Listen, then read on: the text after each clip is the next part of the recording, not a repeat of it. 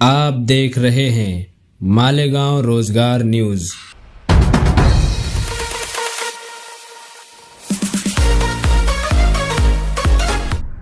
محترم ناظرین، آپ دیکھ رہے ہیں مالیگاؤں روزگار نیوز۔ ہم نے ایک نیا سلسلہ شروع کیا ہے۔ ابھی حالیہ دنوں میں مفتی شمائل ندوی دامت برکاتہم اور جاوید اختر، ان دونوں کے مابین ایک مناظرہ ہوا خدا کے وجود کو لے کر کہ خدا کا وجود ہے یا نہیں ہے۔ ماشاءاللہ کافی بہترین مناظرہ رہا اور کافی اکیڈمک انداز میں یہ مناظرہ ہوا، مگر کچھ پہلو دوسرے بھی ہیں، مزید کچھ پہلو ابھر کر آتے ہیں۔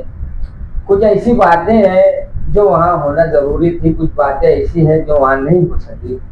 خیر کوئی بات نہیں ہے، سب کا اپنا اپنا ایک نظریہ ہوتا ہے، ایک زاویہ ہوتا ہے۔ تو آئیے آج اس پر ہی بات کرتے ہیں، اور سب سے پہلے میں جناب شفیق حسن صاحب سے چاہوں گا کہ وہ اپنا اظہار خیال پیش کرے اس مناظرے کے بارے میں کہ یہ مناظرہ کیسا رہا۔ السلام علیکم ورحمۃ اللہ وبرکاتہ۔ بہت شکریہ بھائی ابوالحسن کامرانی صاحب کا۔ بھائی کامرانی صاحب نے جو ابھی سوال کیا، 20 دسمبر کو جو مناظرہ ہوا مفتی شمائل ندوی دامت برکاتہم عالیہ اور جاوید اختر کے درمیان، تو میں بتا دوں بھائی ابوالحسن کامرانی صاحب کہ یہ ڈبیٹ، یہ مناظرہ، یہ بحث و مباحثہ اتنا دلچسپ تھا اور اتنا خوبصورت مناظرہ ہوا تھا، تو میں پورا 2 گھنٹے کا مناظرہ سماعت کیا۔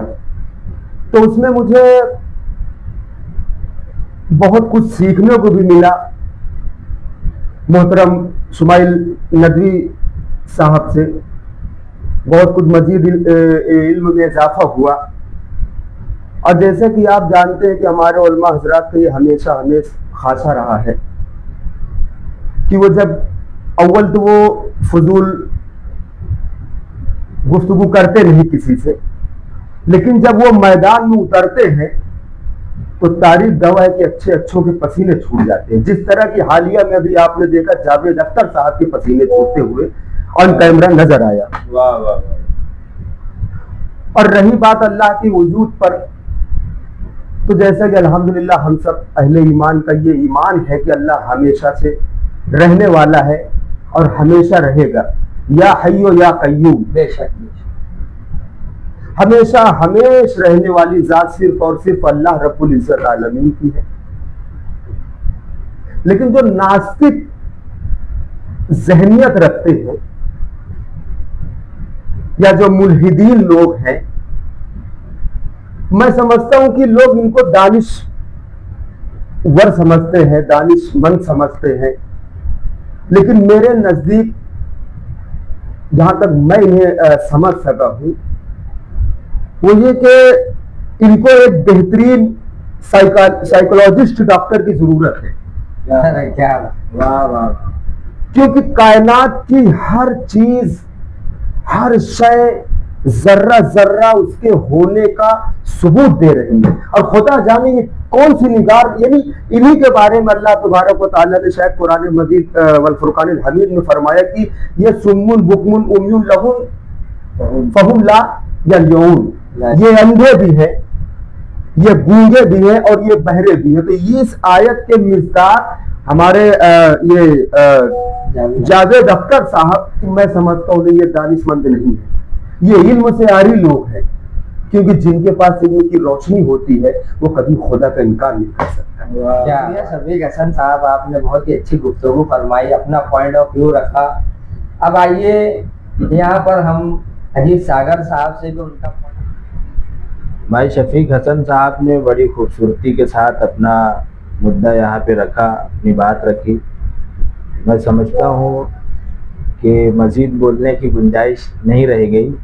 احسان دانش نام کے ایک شاعر ہے، ان کا ایک شعر ہے کہ آ جاؤ گے حالات کی عزت پہ جو کسی دن، آپ اکیلے آ جاؤ گے حالات کی زد پہ جو کسی دن ہاں ہاں ہو جائے گا معلوم خدا ہے کہ نہیں. واہ واہ واہ واہ کیا کہنے. آ جاؤ گے حالات کی زد پہ جو کسی دن ہو جائے گا معلوم خدا ہے کہ نہیں ہے. واہ کیا کہنے ابھی جاوید اختر صاحب تال اور تالیوں میں گم ہو چکے ہیں. ہاں کیا بات ہے. اچھا ہے. وہ فلم انڈسٹری کی جو چکا چوند روشنیاں ہیں انہوں نے خدائے برتر کی بنائی ہوئی جو بینائی ہے انہوں نے اپنی اس بینائی کو اسی چکا چوند میں گم کر دی ہے. واہ وہ خدائے برحق کو اور اس کی بنائی ہوئی چیزوں کو دیکھ پائیں. اب ان کی آنکھ میں میرے خیال سے اتنی روشنائی باقی نہیں رہ گئی ہے. پھر بھی ہم دعا گو ہیں کہ اللہ پاک ان کو ہدایت عطا فرمائے. اور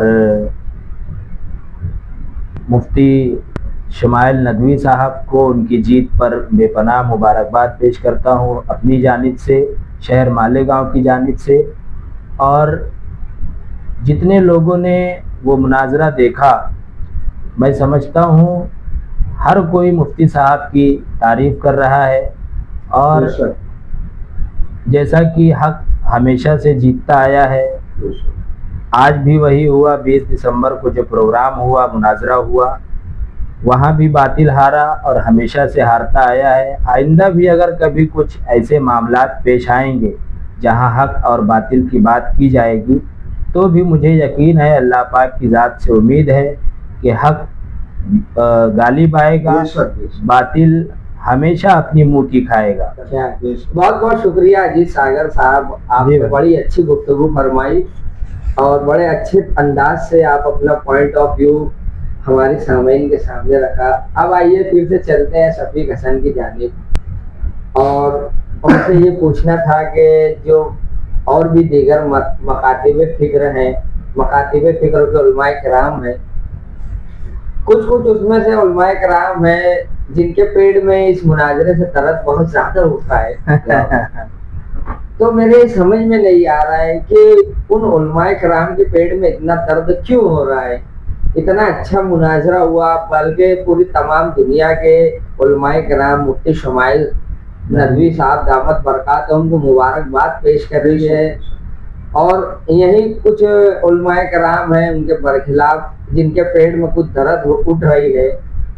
تو میں یہی جاننا چاہوں گا کہ ایسا کیوں ہو رہا ہے, آخر ایسا ماحول, ایسے حالات کیوں ہوئے, ایسے مکاتب فکر میں پریشانیاں, اتنی دقتیں کیوں آ رہی ہیں.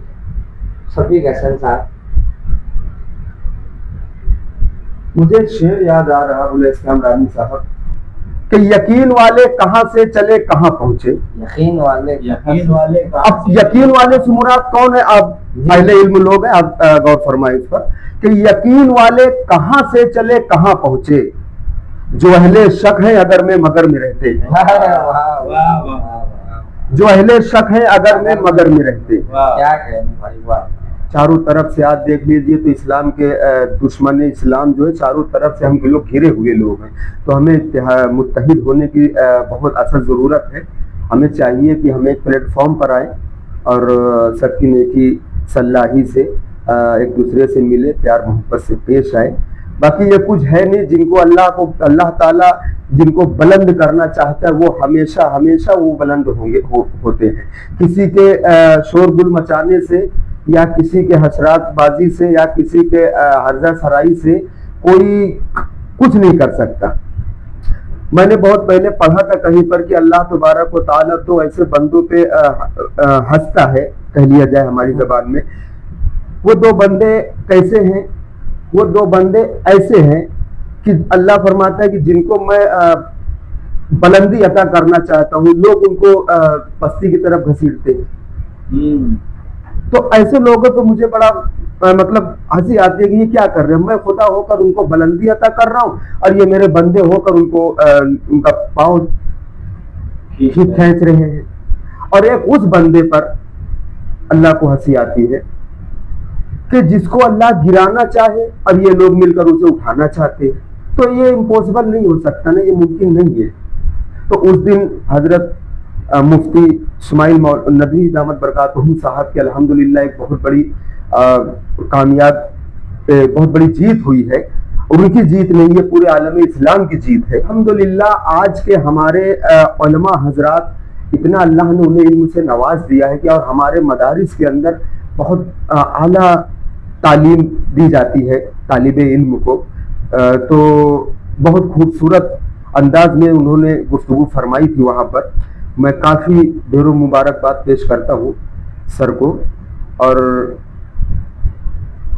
तमाम उम्मत मुस्लिमा की तरफ से भी मुबारकबाद पेश करता हूँ। इतनी बड़ी और 2 घंटे की डिबेट के बाद पूरे डिबेट में ना कहीं पे कुरान का हवाला दिया गया, ना कहीं हदीस का हवाला दिया गया। जो अंग्रेजी से उन्होंने शुरुआत की थी, और नफ्सियाती मरीज तो है ही हैं, उन्होंने जिस तरीके से उनका इलाज किया वो काबिल मुबारकबाद है। बेशक बेशक। और कुरान और हदीस का हवाला ना देते हुए एक खुदा को मनवा लेना, ये भी बहुत बड़ी बात है। बहरहाल शफीक हसन साहब ने बड़ी अच्छी उस पर गुफ्तगू की, तफसील से उन्होंने अपनी बात रखी, और मज़ीद आगे कहने की कुछ ज़रूरत नहीं है। अच्छा अजीज भाई, काफ़ी अच्छी गुफ्तगू चल रही है, काफ़ी अच्छा तबसरा हो रहा है। और अभी ये जो मुनाजरा हुआ, ऐसा अभी सुनने में आ रहा है कि इसके बाद भी हो सकता है अगले कोई डेट तय हो, पार्ट पर भी डिबेट हो, पार्ट 2 इसका रिलीज हो या पार्ट 2 बने इसका।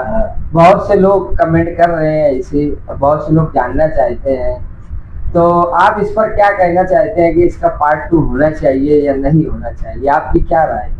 मैं तो चाहूँगा कि पार्ट 2 भी हो, उसके आगे भी जहाँ तक मुमकिन हो उसको बढ़ाते जाएं, ताकि हम जैसे जो नए लोग हैं, कम इल्म लोग हैं, इनके इल्म में हमारे इल्म में मज़ीद इजाफा हो, और बहुत सारी चीज़ें जो हम कुरान और हदीस के हवाले से सुनते हैं, पढ़ते हैं, उससे हट कर दुनियावी एतबार से जो दुनियावी गुफ्तगू है, जिसे आप अंग्रेज़ी कह लें या और दीगर फ़लसफ़ा कह लें, जिस तरीके से वो समझा रहे हैं, सिर्फ हमें ही नहीं, मुझे लगता है बहुत सारे लोगों को समझ में भी आ जाएगा। ये जो मुल्हिदीन लोग हैं इनको भी अच्छे से समझ में आ जाएगा, और मुझे उम्मीद है कि बहुत सारे लोग इस्लाम कबूल करेंगे। और दूसरा पार्ट भी होना चाहिए, और वो भी कामयाब होगा इंशाअल्लाह। उसके बाद तीसरा, चौथा, पांचवा, जितना भी हो सकता है। और हमारा ये जो देवबंद का मदरसा है जी भाई, इसमें सिर्फ ये तो चेले थे, मुफ्ती साहब जो हैं ये तो चेले हैं, तालिब इल्म हैं, और मुफ्ती साहब के जो उस्ताद हैं वो तो भी अपने किनारे बैठे हुए हैं। जब कोई जावेद अख्तर तो मेरे ख्याल से बहुत ज़्यादा उस दर्जे का मुल्हिद मैं नहीं समझता।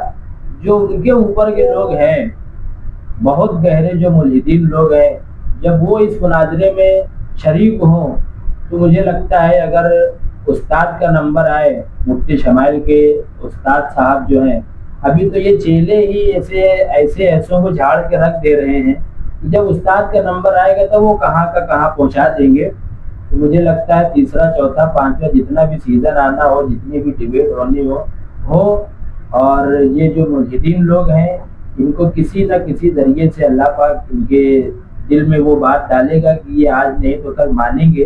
और मुझे लगता है ये जो डिबेट अभी हुई है 2 घंटे की 20 दिसंबर को, तो इस डिबेट से भी बहुत सारे लोगों ने इस्लाम कबूल किया है बगैर किसी कुरान और हदीस के हवाले से।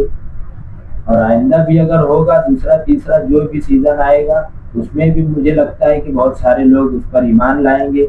और मुफ्ती शमाइल साहब जो नदवी के हैं, उनके उस्ताद हैं, बारी बारी सबका नंबर आएगा। मुल्हिदीन लोग अगर इकट्ठे होकर भी आएंगे तो एक एक आदमी उनको पढ़ने के लिए काफ़ी है, बहुत हमें भीड़ भड़का करने की ज़रूरत भी नहीं पड़ेगी। बाकी अल्लाह मालिक है, देखा जाएगा आगे जो होगा। दुनिया का निज़ाम कायम है।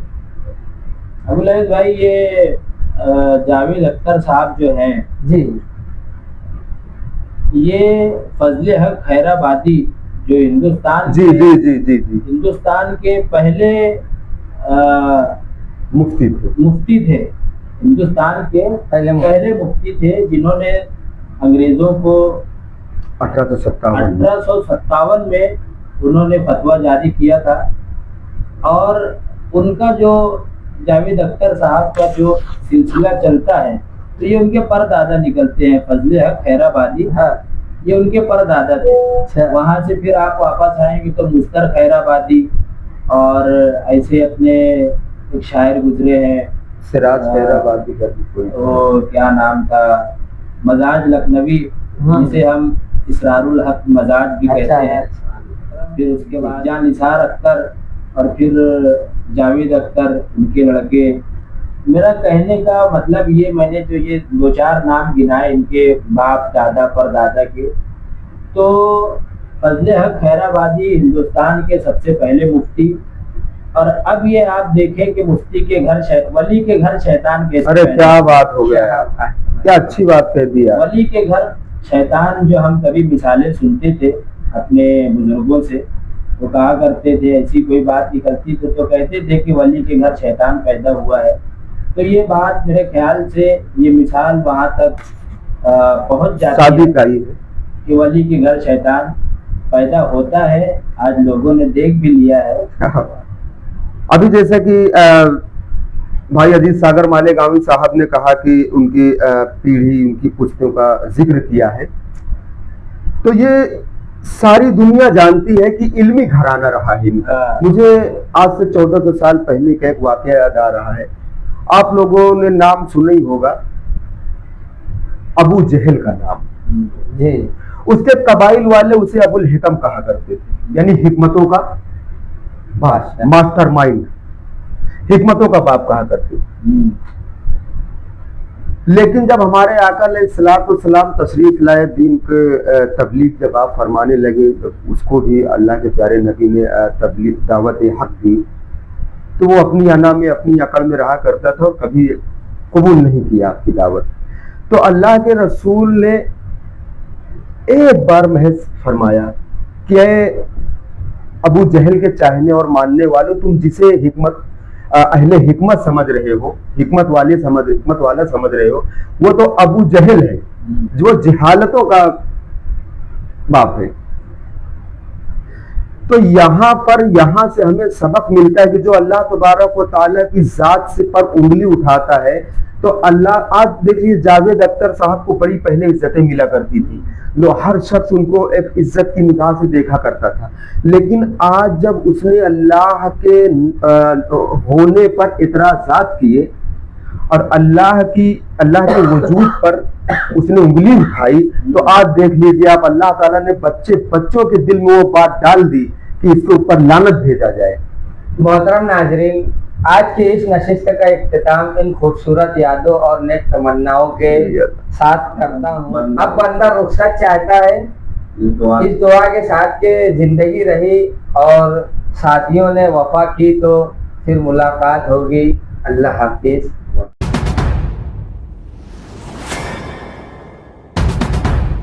आप देख रहे हैं मालेगांव रोजगार न्यूज।